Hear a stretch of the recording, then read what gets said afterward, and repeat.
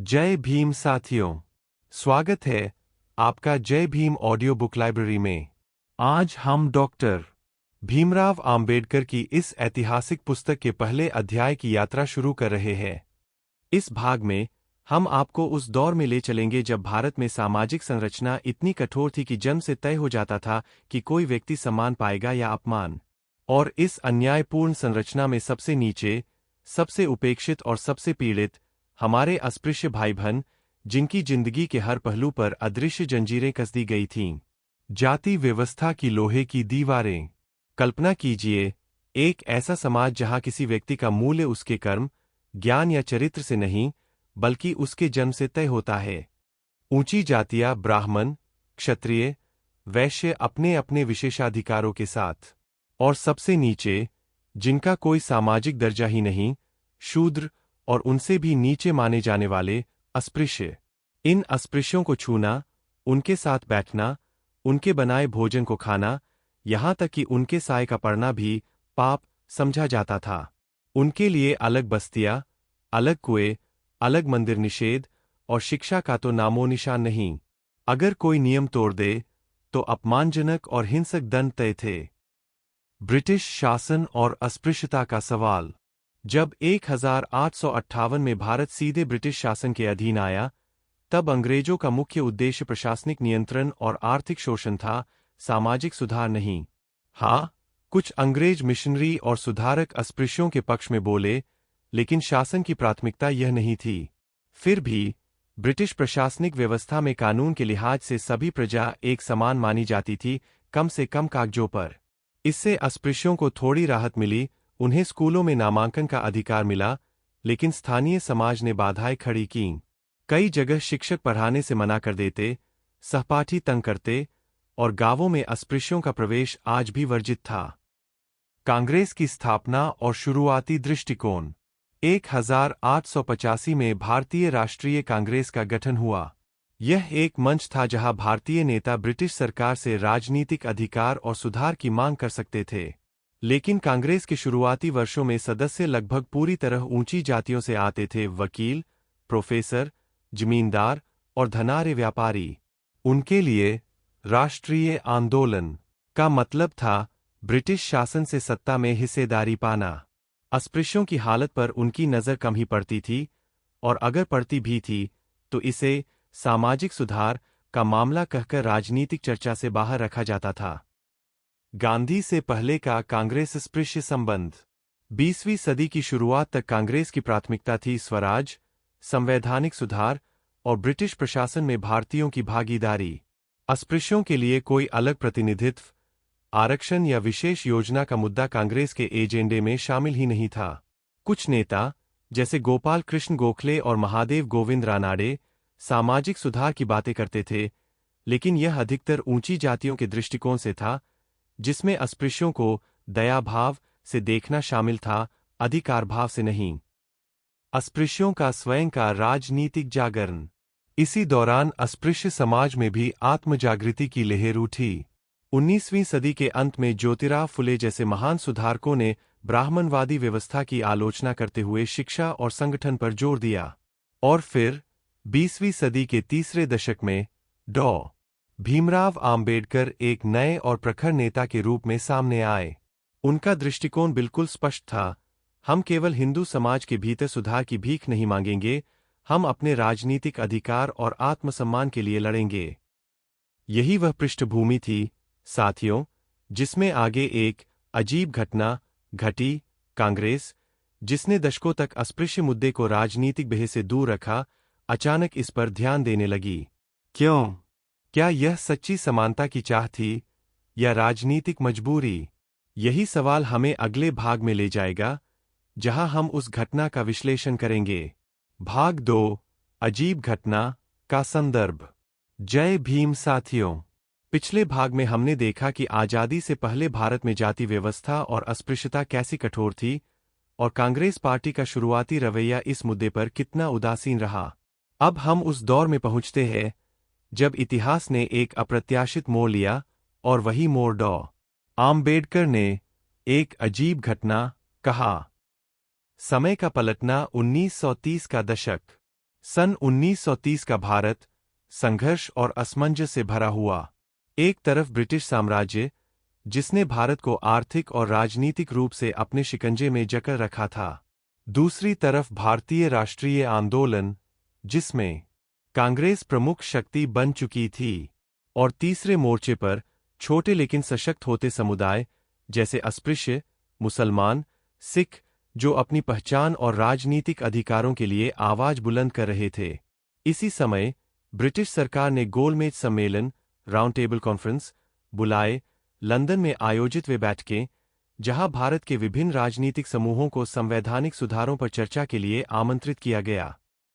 डॉ. आम्बेडकर का उदय। इस सम्मेलन में डॉ. भीमराव आम्बेडकर अस्पृश्य वर्ग के प्रतिनिधि के रूप में शामिल हुए। वे पहली बार अंतर्राष्ट्रीय मंच पर स्पष्ट और बेबाक अंदाज में बोले, हम भारतीय समाज में मात्र उत्पीड़ित वर्ग नहीं है, हम एक अलग राजनीतिक इकाई है। हमें अपना अलग प्रतिनिधित्व चाहिए। यह एक साहसिक घोषणा थी, क्योंकि अब तक अस्पृश्यों को हिंदू समाज के निचले पायदान के हिस्से के रूप में ही देखा जाता था और उनके मुद्दे को मुख्य राजनीतिक विमर्श से अलग रखा जाता था। आम्बेडकर ने इसे पलट दिया। उन्होंने कहा, हम अपने अधिकार खुद तय करेंगे और इसके लिए हमें अलग निर्वाचक मंडल, सेपरेट इलेक्टोरेट चाहिए। कांग्रेस का चौंकना। यहां से अजीब घटना की शुरुआत होती है। दशकों तक अस्पृश्यों के राजनीतिक मुद्दे को नजरअंदाज करने वाली कांग्रेस अचानक सक्रिय हो गई। गांधी जी, जो उस समय कांग्रेस के सबसे प्रभावशाली नेता थे, ने इस मांग का कड़ा विरोध किया। उनका तर्क था, अस्पृश्य हिंदू समाज का हिस्सा है, उन्हें अलग राजनीतिक पहचान देना हिंदू धर्म को तोड़ देगा। लेकिन डॉ. आम्बेडकर का दृष्टिकोण साफ था। हिंदू समाज ने हमें कभी समान नहीं माना, तो हम क्यों उसकी राजनीतिक छत्रछाया में रहें? अजीब क्यों? डॉ. आम्बेडकर इसे अजीब घटना इसलिए कहते हैं क्योंकि अलग से नहीं, यानी अस्पृश्य उम्मीदवार होंगे, लेकिन उन्हें जीतने के लिए वही हिंदू वोट चाहिए होंगे, जिनके बीच वे पहले से ही भेदभाव का सामना करते थे। आम्बेडकर के अनुसार यह कोई समाधान नहीं था, बल्कि अस्पृश्यों को और ज्यादा निर्भर बनाने वाला कदम था। हरिजन और सुधार अभियानों की राजनीति। गांधी ने इस समय हरिजन शब्द को प्रचारित करना शुरू किया, जिसका अर्थ था ईश्वर के लोग। उन्होंने मंदिर प्रवेश आंदोलनों और कुएं खोलने के अभियानों का नेतृत्व किया। ये कार्य देखने में सुधारवादी लगते थे, लेकिन डॉ. आम्बेडकर ने इसे एक सामाजिक दिखावा कहा। अगर असली सुधार चाहते हैं, तो राजनीतिक शक्ति और आर्थिक अवसर दीजिए, केवल प्रतीकात्मक कदम नहीं। ब्रिटिश सरकार के साथ कांग्रेस की चाल। कांग्रेस का असली मकसद यह था कि ब्रिटिश सरकार को दिखाया जाए, देखिए, हम ही सभी हिंदुओं के प्रतिनिधि हैं, जिनमें अस्पृश्य भी शामिल है। इसलिए किसी अलग निर्वाचक मंडल की जरूरत नहीं है। इससे कांग्रेस ब्रिटिशों के सामने अपनी वैधता मजबूत करना चाहती थी और स्वतंत्र भारत में सत्ता का केंद्र अपने हाथ में रखना चाहती थी। आम्बेडकर की शंका। डॉक्टर आम्बेडकर ने साफ शब्दों में कहा, यह सब अस्पृश्यों की भलाई के लिए नहीं है, बल्कि इस डर से है कि अगर हम अलग हो गए तो कांग्रेस की राजनीतिक ताकत आधी रह जाएगी। उन्होंने इसे सत्ता बचाने की चाल कहा, जो अस्पृश्यों को बराबरी देने के बजाय उन्हें राजनीतिक नियंत्रण में रखने की कोशिश थी।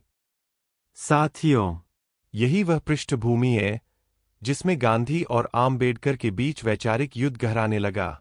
अब इस युद्ध की असली गर्मी देखने के लिए हमें भाग 4 आम्बेडकर की आलोचना में जाना होगा, जहां आम्बेडकर पूरी तरह से कांग्रेस के पाखंड पर वार करते हैं और गांधी जी के तरीकों को चुनौती देते हैं।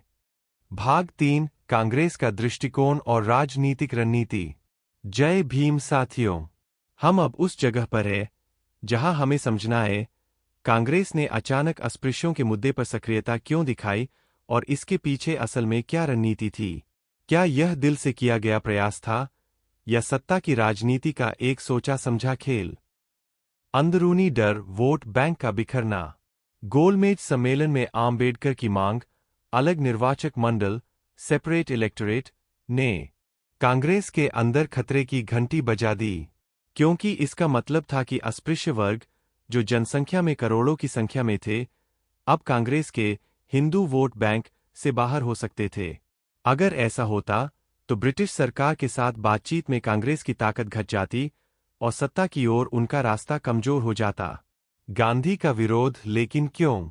महात्मा गांधी ने तुरंत इसका विरोध किया। उनका तर्क साफ था, अलग निर्वाचक मंडल हिंदू धर्म को तोड़ देगा। अस्पृश्य हिंदू समाज का अभिन्न हिस्सा है। उन्होंने इस मुद्दे को केवल राजनीतिक नहीं, बल्कि धार्मिक और सांस्कृतिक एकता का सवाल बना दिया। लेकिन आम्बेडकर ने इसका सीधा जवाब दिया, अगर आप कहते हैं कि हम हिंदू समाज का हिस्सा है, तो हमें वह सम्मान और समान अधिकार दीजिए जो एक हिस्से को मिलना चाहिए। जब तक यह नहीं होता, हमें अपने अधिकारों के लिए अलग रास्ता अपनाना पड़ेगा। कांग्रेस की प्रस्तावित योजना। कांग्रेस ने अस्पृश्यों के लिए कुछ विशेष प्रतिनिधित्व की बात रखी, लेकिन यह प्रतिनिधित्व सामान्य हिंदू निर्वाचक मंडल के भीतर ही रहेगा, अलग से नहीं। यानी अस्पृश्य उम्मीदवार होंगे, लेकिन उन्हें जीतने के लिए वही हिंदू वोट चाहिए होंगे जिनके बीच वे पहले से ही भेदभाव का सामना करते थे। आम्बेडकर के अनुसार यह कोई समाधान नहीं था, बल्कि अस्पृश्यों को और ज्यादा निर्भर बनाने वाला कदम था। हरिजन और सुधार अभियानों की राजनीति। गांधी ने इस समय हरिजन शब्द को प्रचारित करना शुरू किया, जिसका अर्थ था ईश्वर के लोग। उन्होंने मंदिर प्रवेश आंदोलनों और कुएं खोलने के अभियानों का नेतृत्व किया। ये कार्य देखने में सुधारवादी लगते थे, लेकिन आम्बेडकर ने इसे एक सामाजिक दिखावा कहा। अगर असली सुधार चाहते हैं, तो राजनीतिक शक्ति और आर्थिक अवसर दीजिए, केवल प्रतीकात्मक कदम नहीं। ब्रिटिश सरकार के साथ कांग्रेस की चाल। कांग्रेस का असली मकसद यह था कि ब्रिटिश सरकार को दिखाया जाए, देखिए, हम ही सभी हिंदुओं के प्रतिनिधि हैं, जिनमें अस्पृश्य भी शामिल है। इसलिए किसी अलग निर्वाचक मंडल की जरूरत नहीं है। इससे कांग्रेस ब्रिटिशों के सामने अपनी वैधता मजबूत करना चाहती थी और स्वतंत्र भारत में सत्ता का केंद्र अपने हाथ में रखना चाहती थी। आम्बेडकर की शंका। आम्बेडकर ने साफ शब्दों में कहा, यह सब अस्पृश्यों की भलाई के लिए नहीं है, बल्कि इस डर से है कि अगर हम अलग हो गए तो कांग्रेस की राजनीतिक ताकत आधी रह जाएगी। उन्होंने इसे सत्ता बचाने की चाल कहा, जो अस्पृश्यों को बराबरी देने के बजाय उन्हें राजनीतिक नियंत्रण में रखने की कोशिश थी। साथियों, यही वह पृष्ठभूमि है जिसमें गांधी और आम्बेडकर के बीच वैचारिक युद्ध गहराने लगा। अब इस युद्ध की असली गर्मी देखने के लिए हमें भाग 4 आम्बेडकर की आलोचना में जाना होगा, जहां आम्बेडकर पूरी तरह से कांग्रेस के पाखंड पर वार करते हैं और गांधीजी के तरीकों को चुनौती देते हैं। भाग 4 आम्बेडकर की आलोचना।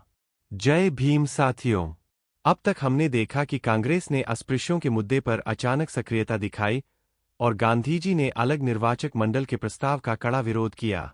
अब हम सुनेंगे आम्बेडकर की वो धारदार आलोचना, जिसने कांग्रेस और गांधी के नैतिक दावों को सीधे चुनौती दी। अस्पृश्यों की राजनीति, मोहरा बनने का खतरा। आम्बेडकर ने साफ कहा, कांग्रेस अस्पृश्यों को स्वतंत्र राजनीतिक शक्ति नहीं देना चाहती। वह हमें हिंदू समाज में रखकर, लेकिन उसके निचले पायदान पर बांधकर अपने नियंत्रण में रखना चाहती है। उनके मुताबिक कांग्रेस के नेता चाहते थे कि अस्पृश्य केवल चुनाव के समय याद आए, वोट दें और फिर सत्ता मिलने के बाद भुला दिए जाए। गांधी बनाम आम्बेडकर दृष्टिकोण का टकराव। गांधीजी का दृष्टिकोण था सामाजिक सुधार और नैतिक परिवर्तन। वे मानते थे कि अगर ऊंची जातियों के दिल बदल जाए तो अस्पृश्यों की स्थिति सुधर जाएगी। लेकिन आम्बेडकर का दृष्टिकोण था राजनीतिक अधिकार और कानूनी गारंटी। वे कहते थे, सामाजिक सुधार तब तक अधूरा रहेगा जब तक हमारे पास अपनी राजनीतिक शक्ति और कानूनन बराबरी नहीं होगी। हरिजन शब्द की आलोचना। जब गांधीजी ने अस्पृश्यों के लिए हरिजन शब्द इस्तेमाल करना शुरू किया, आम्बेडकर ने इसे तीखी आलोचना के साथ ठुकरा दिया। उनके अनुसार यह शब्द दया और परोपकार की भावना से भरा था, न कि बराबरी और सम्मान की भावना से। हम किसी के दया भोजन नहीं, हम अपने अधिकारों के स्वामी बनना चाहते हैं, आम्बेडकर ने यह साफ कर दिया। कांग्रेस का पाखंड उजागर करना। आम्बेडकर ने कहा, कांग्रेस के नेता अस्पृश्यों के बारे में केवल इतना ही कहते हैं जितना उन्हें ब्रिटिश सरकार को दिखाना है कि वे सबके प्रतिनिधि हैं।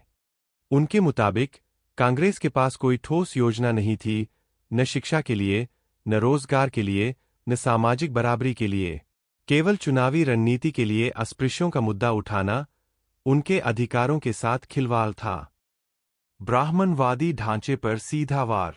आम्बेडकर ने अपनी आलोचना को सिर्फ कांग्रेस तक सीमित नहीं रखा, उन्होंने सीधे कहा, कांग्रेस की जड़ें उसी ब्राह्मणवादी व्यवस्था में है जिसने सदियों से अस्पृश्यों को गुलाम बनाए रखा है। इसलिए उनके अनुसार कांग्रेस के नेताओं से वास्तविक सामाजिक क्रांति की उम्मीद करना एक भ्रम था। राजनीतिक चेतावनी। आम्बेडकर ने अस्पृश्य समाज को चेताया, अगर आप अपने अधिकारों के लिए कांग्रेस पर निर्भर रहेंगे तो आपको केवल वादे मिलेंगे, अधिकार नहीं। आपको अपनी स्वतंत्र राजनीतिक पहचान बनानी होगी, नहीं तो आप हमेशा दूसरों के हाथ की कठपुतली बने रहेंगे। साथियों, इस आलोचना ने गांधीजी और कांग्रेस के भीतर बेचैनी पैदा कर दी। अब यह टकराव सिर्फ एक राजनीतिक बहस नहीं रहा, बल्कि एक राष्ट्रीय मुद्दा बन गया, जिसमें सवाल था, क्या अस्पृश्य अपने राजनीतिक भविष्य का निर्णय खुद करेंगे या कांग्रेस उनके लिए यह फैसला लेगी? अब इस सवाल के असर और तत्कालीन समाज की प्रतिक्रिया को हम भाग 5 समकालीन संदर्भ और असर में देखेंगे। यहीं से आगे की कहानी पूना पैक्ट की पृष्ठभूमि तक पहुंचती है। भाग 5 समकालीन संदर्भ और असर। जय भीम साथियों। अब हम 1930 के दशक के उस दौर में पहुंचते हैं जब गांधी और आम्बेडकर के बीच अस्पृश्य अधिकारों को लेकर वैचारिक संघर्ष ने पूरे देश का ध्यान अपनी ओर खींच लिया। इसका असर सिर्फ राजनीति तक सीमित नहीं रहा, बल्कि समाज के हर कोने में चर्चा और बहस छिड़ गई। अखबारों और मीडिया की गूंज। उस समय के प्रमुख समाचार पत्र द हिंदू, बॉम्बे क्रॉनिकल, अमृता बाजार पत्रिका में यह मुद्दा सुर्खियों में रहा। अंग्रेजी और भारतीय भाषाओं के अखबारों में अलग अलग दृष्टिकोण छपे। कुछ अखबार गांधीजी का समर्थन करते हुए कहते, अलग निर्वाचक मंडल हिंदू एकता को तोड़ देगा। वहीं कुछ अखबार आम्बेडकर के पक्ष में लिखते, जब तक अस्पृश्य को स्वतंत्र राजनीतिक शक्ति नहीं मिलेगी, उसका उत्पीड़न खत्म नहीं होगा। गांव और कस्बों में चर्चा। ग्रामीण इलाकों में, जहां जाति व्यवस्था सबसे ज्यादा जकड़ी हुई थी, वहां यह मुद्दा अलग ही रूप ले रहा था। ऊंची जातियों में डर था कि अगर अस्पृश्यों को अलग राजनीतिक अधिकार मिल गए तो वे सामाजिक बराबरी की मांग और तेज कर देंगे। दूसरी ओर, अस्पृश्य समाज के भीतर एक नई चेतना पैदा हो रही थी। अगर आम्बेडकर हमारे लिए खड़े हो सकते हैं, तो हम भी अपने अधिकार मांगने से नहीं डरेंगे। राजनीतिक मंचों पर टकराव। कांग्रेस के अधिवेशनों में अब यह सवाल बार बार उठने लगा कि पार्टी अस्पृश्यों के अधिकारों पर साफ रुख क्यों नहीं ले रही। कुछ नेता खुलकर मानते थे कि आम्बेडकर का तर्क सही है, लेकिन अधिकांश नेतृत्व गांधीजी के पक्ष में खड़ा था। इसी बीच ब्रिटिश सरकार ने भी देखा कि अस्पृश्यों का मुद्दा कांग्रेस को भीतर से हिला रहा है, और उन्होंने इसे अपने संवैधानिक सुधारों की रणनीति में इस्तेमाल करना शुरू कर दिया। अस्पृश्य समाज में राजनीतिक जागरूकता। इस घटना का सबसे बड़ा असर यह हुआ कि अस्पृश्य समाज ने पहली बार अपनी राजनीतिक ताकत को महसूस किया। सभागोष्ठियों, अखबारों और स्थानीय संगठनों में इस पर खुलकर चर्चा होने लगी। कई जगह आम्बेडकर के समर्थक संगठनों ने साफ कहा, हम अपने प्रतिनिधि खुद चुनेंगे, हमें ऊंची जातियों के नामित नेताओं की जरूरत नहीं। पूना पैक्ट की पृष्ठभूमि। यहीं से घटनाओं की कड़ी हमें 1932 के पूना पैक्ट तक ले जाती है। गांधीजी के आमरण अनशन और आम्बेडकर के साथ उनकी वार्ता, यह सब इस अजीब घटना के बाद के प्रत्यक्ष परिणाम थे। हालांकि पूना पैक्ट ने अलग निर्वाचक मंडल की मांग को खत्म कर दिया, लेकिन यह संघर्ष अस्पृश्यों के राजनीतिक जागरण की नींव बन चुका था। साथियों, अब हम इस अध्याय के आखिरी हिस्से, भाग 6 अध्याय का सार और आम्बेडकर का संदेश में देखेंगे कि आम्बेडकर ने इस घटना से क्या निष्कर्ष निकाला और आने वाली पीढ़ियों को क्या चेतावनी दी। भाग 6 अध्याय का सार और आम्बेडकर का संदेश। जय भीम साथियों। हमने इस पूरे अध्याय में देखा कैसे कांग्रेस, जिसने दशकों तक अस्पृश्यों के सवाल को अपने राजनीतिक एजेंडे से दूर रखा, अचानक उस पर सक्रिय हुई। कैसे गांधी जी और डॉ. आम्बेडकर के विचारों में टकराव हुआ और यह टकराव पूरे राष्ट्र में बहस का मुद्दा बन गया। अजीब घटना का असली अर्थ। डॉ. आम्बेडकर ने इसे अजीब घटना कहा क्योंकि यह पहल देर से और मजबूरी में हुई, न कि ईमानदार सामाजिक चिंता से। कांग्रेस के भीतर यह सोच अब भी कायम थी कि अस्पृश्य हिंदू ढांचे के भीतर ही रहें, लेकिन उनका स्वतंत्र राजनीतिक अधिकार न हो। अस्पृश्यों को बराबरी का दर्जा देने के बजाय उन्हें एक राजनीतिक साधन के रूप में इस्तेमाल किया गया। गांधी जी के प्रति सम्मान लेकिन असहमति। आम्बेडकर ने गांधी जी की लोकप्रियता, त्याग और राष्ट्रीय संघर्ष में उनके योगदान को स्वीकार किया, लेकिन उन्होंने साफ कहा, गांधी जी के विचार अस्पृश्यों को स्थायी बराबरी देने के लिए पर्याप्त नहीं है। सिर्फ स्पर्श बदलने से हमारी सामाजिक और आर्थिक गुलामी खत्म नहीं होगी। अधिकार बनाम दया। आम्बेडकर ने इस घटना से यह संदेश दिया कि दया और परोपकार से अधिकार नहीं मिलते। अधिकार केवल तब मिलते हैं जब हम खुद उन्हें पाने के लिए संगठित होकर संघर्ष करें। उनके लिए अलग निर्वाचक मंडल कोई फूट डालने की चाल नहीं था, बल्कि एक ऐतिहासिक आवश्यकता थी, ताकि अस्पृश्य समाज अपनी आवाज खुद तय कर सके। भविष्य के लिए चेतावनी। उन्होंने अस्पृश्य समाज से कहा, सत्ता के गलियारों में जो भी आपके पक्ष में बोलता है, उसके इरादों को परखो। सिर्फ नारों और भावुक शब्दों से मत बहलो, देखो कि वे आपके लिए क्या ठोस काम कर रहे हैं। अपनी ताकत बनाओ, अपना नेतृत्व तैयार करो और किसी भी राजनीतिक दल के पीछे अंधाधुंध मत चलो। इतिहास में दर्ज सबक। यह अध्याय हमें सिखाता है कि राजनीति में हर पहल के पीछे एक मकसद होता है और ऑप्रेस्ड वर्ग को उस मकसद को समझना चाहिए। अपने अधिकारों की लड़ाई किसी और के भरोसे नहीं जीती जा सकती। और सबसे महत्वपूर्ण, समानता सिर्फ कानून में नहीं, बल्कि समाज की मानसिकता में स्थापित करनी होती है, और इसके लिए निरंतर संघर्ष जरूरी है। साथियों, यह थी डॉ. आम्बेडकर की कलम से एक अजीब घटना। कांग्रेस ने अस्पृश्यों पर ध्यान दिया। हमने देखा कि यह घटना चाहे राजनीतिक मजबूरी से हुई हो, लेकिन इसने अस्पृश्य समाज में जागरण की चिंगारी जलाई। यह चिंगारी आगे चलकर एक आंदोलन की लौ बनी, जिसने भारत के सामाजिक और राजनीतिक परिदृश्य को हमेशा के लिए बदल दिया। प्रिय श्रोताओं, जय भीम। आपने अभी डॉक्टर भीमराव अंबेडकर जी की पुस्तक what Congress and Gandhi have done to the untouchables के अध्याय 1 को सुना। इस महत्वपूर्ण रचना के माध्यम से हम इतिहास, सामाजिक न्याय और समानता के संघर्ष को समझने का प्रयास कर रहे हैं। हमारे YouTube चैनल जय भीम ऑडियो बुक लाइब्रेरी को आपका समर्थन चाहिए ताकि हम ऐसी प्रेरणादायक और ज्ञानवर्धक सामग्री को अधिक से अधिक लोगों तक पहुंचा सकें। कृपया इस वीडियो को लाइक, कमेंट, शेयर करें और हमारे चैनल को सब्सक्राइब करें। आपके एक छोटे से प्रयास से यह संदेश दूर दूर तक पहुंचेगा और सामाजिक जागरूकता को बल मिलेगा। जय भीम। 블루아트 जय भीम ऑडियो बुक लाइब्रेरी, ज्ञान और समानता का संदेश।